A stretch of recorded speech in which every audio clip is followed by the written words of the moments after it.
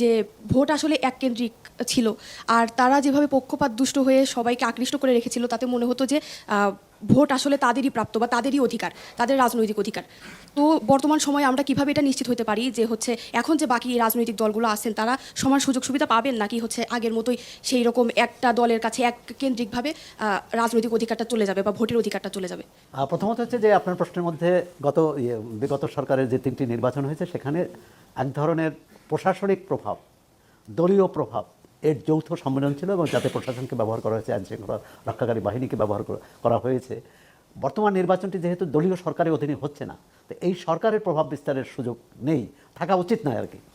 কিন্তু আপনি যেটা বলছেন যে বিগত সরকারের নির্বাচনের মতো এরকম কোনো দল প্রভাব বিস্তার করতে পারে কিনা, কোনো দল কর্তৃত্ব প্রতিষ্ঠা করতে পারে কিনা, সেটি কিন্তু কম বেশি বিভিন্ন জায়গায় এর লক্ষণগুলো দেখা যাচ্ছে। যেমন অনেকেই মনে করেন যে নির্বাচনটা আনুষ্ঠানিকতা মাত্র, এটি সেটা যাতে না হয় এ কারণে, যেমন আওয়ামী লীগের তখন আওয়ামী লীগ প্রধান দল ছিল, আওয়ামী লীগের বিরোধী কোনো দল ছিল না, কারণ অন্য যে দলগুলো হয় আওয়ামী লীগের সহযোগী বা মিত্র। এখন কিন্তু যারা প্রতিদ্বন্দ্বী সবাই সহযোগী বা মিত্র নয়।